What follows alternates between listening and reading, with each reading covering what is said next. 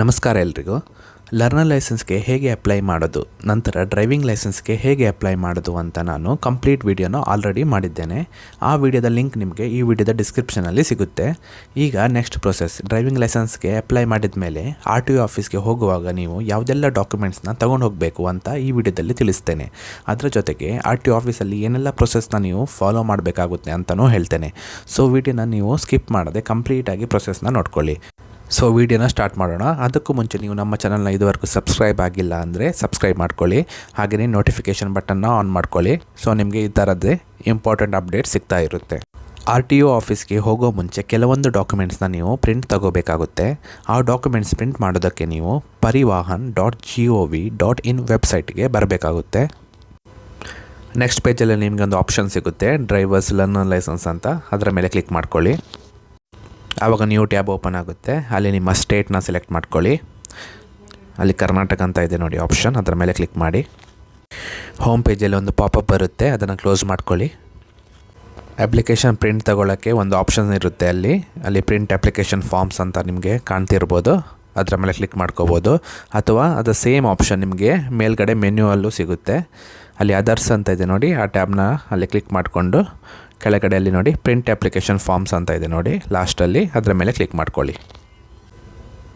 Next ಪೇಜಲ್ಲಿ ನಿಮ್ಮ application ನಂಬರ್ನ ಇಲ್ಲಿ ಎಂಟರ್ ಮಾಡಿ.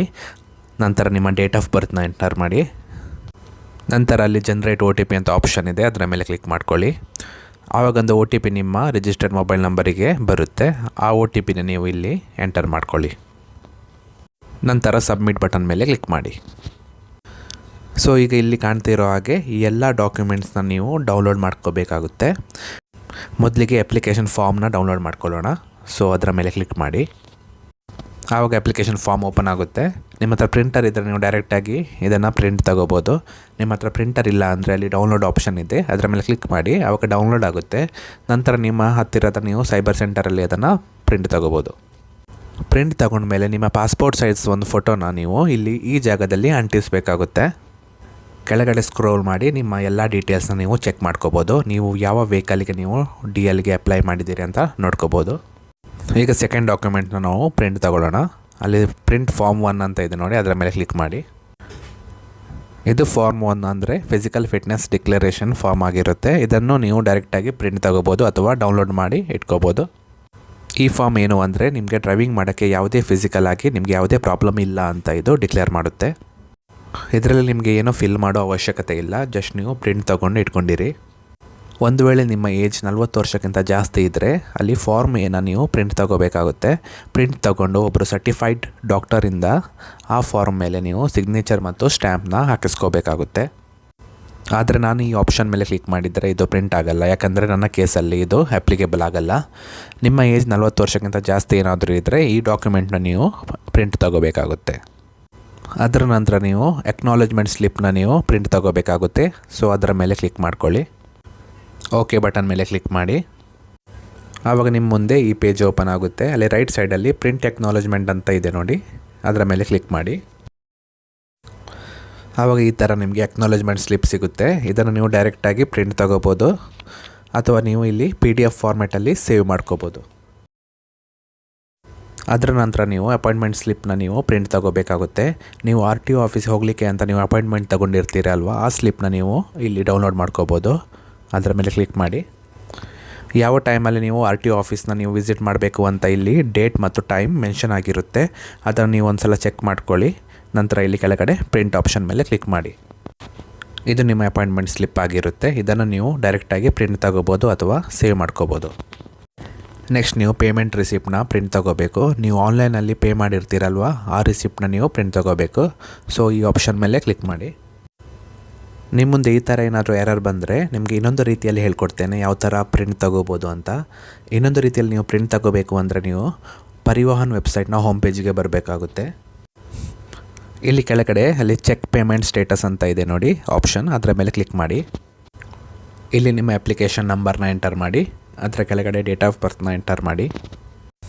ನಂತರ ಅಲ್ಲಿ ಕೆಳಗಡೆ ಅಲ್ಲಿ ಕೊಟ್ಟಿರೋ ಕೋಡ್ನ ಎಂಟರ್ ಮಾಡಿ. ಅದರ ನಂತರ ಅಲ್ಲಿ ವೆರಿಫೈ ಟ್ಯಾಬ್ ಮೇಲೆ ಕ್ಲಿಕ್ ಮಾಡಿ. ಇಲ್ಲಿ ನೀವು ಮಾಡಿರೋ ಪೇಮೆಂಟ್ ಇಲ್ಲಿ ಡಿಸ್ಪ್ಲೇ ಆಗುತ್ತೆ. ಅಲ್ಲಿ ಮೇಲ್ಗಡೆ ಒಂದು ಟ್ಯಾಬ್ ಇದೆ ನೋಡಿ, ಈ ಪೇಮೆಂಟ್ ಅಂತ, ಅದರ ಮೇಲೆ ಕ್ಲಿಕ್ ಮಾಡ್ಕೊಳ್ಳಿ.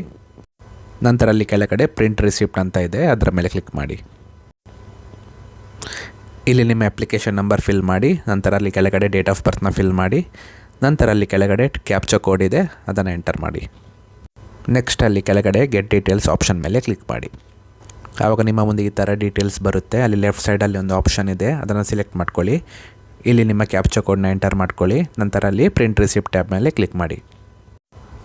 ಆವಾಗ ಈ ಥರ ನಿಮ್ಮ ಮುಂದೆ ಪೇಮೆಂಟ್ ರಿಸಿಪ್ಟ್ ಬರುತ್ತೆ.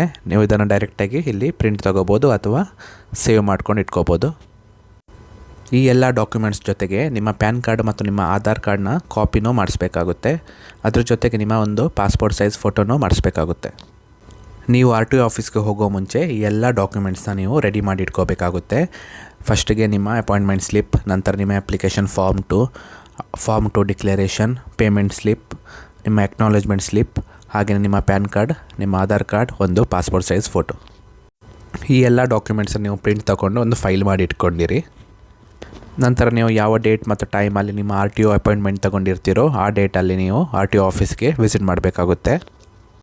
ನಿಮ್ಮ ಅಪಾಯಿಂಟ್ಮೆಂಟ್ ಸ್ಲಿಪ್ಪಲ್ಲಿ ಡೇಟ್ ಮತ್ತು ಟೈಮು ಮೆನ್ಷನ್ ಆಗಿರುತ್ತೆ. ಆ ಸೇಮ್ ಡೇಟ್ ಮತ್ತು ಟೈಮಿಗೆ ನೀವು RTO ಆಫೀಸ್ಗೆ ವಿಸಿಟ್ ಮಾಡಬೇಕಾಗುತ್ತೆ. RTO ಆಫೀಸ್ ವಿಸಿಟ್ ಮಾಡುವಾಗ ನೀವು ನಿಮ್ಮ ಸ್ವಂತ ವೆಹಿಕಲ್ನ ನೀವು ತೊಗೊಂಡೋಗ್ಬೇಕಾಗುತ್ತೆ. ಯಾಕಂದರೆ RTO ಆಫೀಸಿಂದ ಯಾವುದೇ ನಿಮಗೆ ವೆಹಿಕಲ್ನ ಪ್ರೊವೈಡ್ ಮಾಡಲ್ಲ. RTO ಆಫೀಸಲ್ಲಿ ನೀವು 3 ಸ್ಟೆಪ್ಸ್ನ ನೀವು ಫಾಲೋ ಮಾಡಬೇಕಾಗುತ್ತೆ. ಫಸ್ಟ್ ಸ್ಟೆಪ್ಪಲ್ಲಿ ನೀವು ನಿಮ್ಮ ಎಲ್ಲ ಡಾಕ್ಯುಮೆಂಟ್ಸ್ನ ಒಂದು ಕೌಂಟರಲ್ಲಿ ನೀವು ಸಬ್ಮಿಟ್ ಮಾಡಬೇಕಾಗುತ್ತೆ. ಎಲ್ಲ RTOದಲ್ಲಿ ಬೇರೆ ಬೇರೆ ಕೌಂಟರ್ಸ್ ಇರುತ್ತೆ. ನೀವು RTO ಆಫೀಸ್ಗೆ ಹೋದಾಗ ನಿಮಗೆ ಗೊತ್ತಾಗುತ್ತೆ ಯಾವ ಕೌಂಟರಲ್ಲಿ ನಿಮ್ಮ ಡಾಕ್ಯುಮೆಂಟ್ನ ನೀವು ಸಬ್ಮಿಟ್ ಮಾಡಬೇಕು ಅಂತ. ಡಾಕ್ಯುಮೆಂಟ್ ಸಬ್ಮಿಟ್ ಮಾಡಿದ ಮೇಲೆ ನಿಮ್ಮ ಫೈಲ್ನ ಅವರು ಕಂಪ್ಯೂಟರಲ್ಲಿ ಫೀಡ್ ಮಾಡ್ತಾರೆ. ನಂತರ ನಿಮ್ಮ ಡಾಕ್ಯುಮೆಂಟ್ಸ್ನ ನಿಮಗೆ ವಾಪಸ್ ಕೊಡ್ತಾರೆ. ಅದರ ನಂತರ ಸೆಕೆಂಡ್ ಸ್ಟೆಪ್ಪಲ್ಲಿ ನೀವು ಬಯೋಮೆಟ್ರಿಕ್ ಕೌಂಟ್ರಿಗೆ ನೀವು ಹೋಗಬೇಕಾಗುತ್ತೆ. ಬಯೋಮೆಟ್ರಿಕ್ ಕೌಂಟ್ರಲ್ಲಿ ನಿಮ್ಮ ಫೋಟೋನ ಕ್ಯಾಪ್ಚರ್ ಮಾಡ್ತಾರೆ, ಹಾಗೆಯೇ ನಿಮ್ಮ ಸಿಗ್ನೇಚರ್ನೂ ತಗೋತಾರೆ. ಇಲ್ಲಿ ಕ್ಲಿಕ್ ಮಾಡೋ ಫೋಟೋನೇ ನಿಮ್ಮ DL ಮೇಲೆ ಪ್ರಿಂಟಾಗಿ ಬರುತ್ತೆ. ಸೊ ಕರೆಕ್ಟಾಗಿ ನಿಮ್ಮ ಫೋಟೋನ ಕ್ಯಾಪ್ಚರ್ ಮಾಡಿಸ್ಕೊಳ್ಳಿ. ಅದರ ನಂತರ ನೆಕ್ಸ್ಟ್ ಸ್ಟೆಪ್ಪಲ್ಲಿ ನಿಮ್ಮ ಡ್ರೈವಿಂಗ್ ಟೆಸ್ಟ್ನ ನೀವು ಕೊಡಬೇಕಾಗುತ್ತೆ. ನೀವು 2 ವೀಲರ್ ಡ್ರೈವಿಂಗ್ ಲೈಸೆನ್ಸ್ನ ನೀವು ಮಾಡಿಸೋದಾದರೆ ನೀವು 2 ವೀಲರ್ ಡ್ರೈವಿಂಗ್ ಟೆಸ್ಟ್ನ ನೀವು ಕೊಡಬೇಕಾಗುತ್ತೆ. ಒಂದು ವೇಳೆ ನೀವು 2 ವೀಲರ್ ಮತ್ತು 4 ವೀಲರ್ ಎರಡನ್ನೂ ಒಟ್ಟಿಗೆ ಮಾಡಿಸೋದಾದರೆ ನೀವು 4 ವೀಲರ್ ಡ್ರೈವಿಂಗ್ ಟೆಸ್ಟ್ನ ನೀವು ಕೊಡಬೇಕಾಗುತ್ತೆ. ಈ 3 ಸ್ಟೆಪ್ ಕಂಪ್ಲೀಟ್ ಆದಮೇಲೆ ನಿಮ್ಮ ಡ್ರೈವಿಂಗ್ ಲೈಸೆನ್ಸ್ ನಿಮ್ಮ ಅಡ್ರೆಸ್ಗೆ ಬೈ ಪೋಸ್ಟಲ್ಲಿ ಬರುತ್ತೆ. RTO ಆಫೀಸ್ ವಿಸಿಟ್ ಮಾಡಿ 1 ಅಥವಾ 2 ವಾರದ ಒಳಗಡೆ ಬೈ ಪೋಸ್ಟಲ್ಲಿ ನಿಮ್ಮ ಅಡ್ರೆಸ್ಸಿಗೆ ನಿಮ್ಮ ಡ್ರೈವಿಂಗ್ ಲೈಸೆನ್ಸ್ ಬರುತ್ತೆ. ಆನ್ಲೈನಲ್ಲೂ ನಿಮ್ಮ ಡ್ರೈವಿಂಗ್ ಲೈಸೆನ್ಸ್ನ ನೀವು ಡೌನ್ಲೋಡ್ ಮಾಡೋ ಆಪ್ಷನ್ನು ಸಿಗುತ್ತೆ. RTO ಆಫೀಸಿಂದ ವಾಪಸ್ ಬಂದ ಮೇಲೆ ನಿಮಗೆ ಬೇಕಿದ್ದರೆ ನೀವು ನಿಮ್ಮ ಅಪ್ಲಿಕೇಶನ್ ಸ್ಟೇಟಸ್ನ ನೀವು ಚೆಕ್ ಮಾಡ್ಕೋಬೋದು. ಪರಿವಾಹನ ವೆಬ್ಸೈಟ್ನ ಹೋಮ್ ಪೇಜಿಗೆ ಬಂದುಬಿಟ್ಟು ಅಲ್ಲಿ ಮೇಲ್ಗಡೆ ಅಪ್ಲಿಕೇಶನ್ ಸ್ಟೇಟಸ್ ಅಂತ ಇದೆ ನೋಡಿ, ಅದರ ಮೇಲೆ ಕ್ಲಿಕ್ ಮಾಡಿ. ಇಲ್ಲಿ ನಿಮ್ಮ application number, date of birth ಹಾಗೆಯೇ ಕ್ಯಾಪ್ಚಾ ಕೋಡ್ನ ಹಾಕಿ ಇಲ್ಲಿ ಸಬ್ಮಿಟ್ ಮೇಲೆ ಕ್ಲಿಕ್ ಮಾಡಿ. ಈ ಥರ ಅಪ್ಲಿಕೇಶನ್ ಸ್ಟೇಟಸ್ ಬರುತ್ತೆ. ಇಲ್ಲಿ ಕೆಳಗಡೆ ನೋಡ್ಬೋದು ನಿಮ್ಮ ಫೋಟೋನು ಕ್ಯಾಪ್ಚರ್ ಆಗಿದೆ, ನಿಮ್ಮ ಸಿಗ್ನೇಚರ್ನೂ ಕಂಪ್ಲೀಟ್ ಆಗಿದೆ, ಅದರ ಜೊತೆ ನಿಮ್ಮ ಡ್ರೈವಿಂಗ್ ಟೆಸ್ಟ್ನೂ ಕಂಪ್ಲೀಟ್ ಆಗಿದೆ ಅಂತ ಇಲ್ಲಿ ಬರುತ್ತೆ. ನಂತರ ನಿಮ್ಮ ಡ್ರೈವಿಂಗ್ ಲೈಸೆನ್ಸ್ ಜನ್ರೇಟ್ ಆಗುತ್ತೆ. ಐ ಹೋಪ್ ಇವಾಗ ನಿಮಗೆ ಗೊತ್ತಾಗಿರ್ಬೋದು RTO ಆಫೀಸ್ಗೆ ಹೋಗುವಾಗ ನೀವು ಯಾವುದೆಲ್ಲ ಡಾಕ್ಯುಮೆಂಟ್ಸ್ನ ನೀವು ತೊಗೊಂಡು ಹೋಗಬೇಕು, ನಂತರ ಅಲ್ಲಿ ಯಾವುದೆಲ್ಲ ಸ್ಟೆಪ್ಸ್ನ ನೀವು ಫಾಲೋ ಮಾಡಬೇಕು ಅಂತ. ಈ ವಿಡಿಯೋ ನಿಮಗೆ ಇಷ್ಟವಾಗಿದ್ದಲ್ಲಿ ಲೈಕ್ ಮಾಡಿ, ಶೇರ್ ಮಾಡಿ, ಹಾಗೆಯೇ ನಮ್ಮ ಚಾನಲ್ನ ಸಬ್ಸ್ಕ್ರೈಬ್ ಮಾಡಿ. ಧನ್ಯವಾದಗಳು.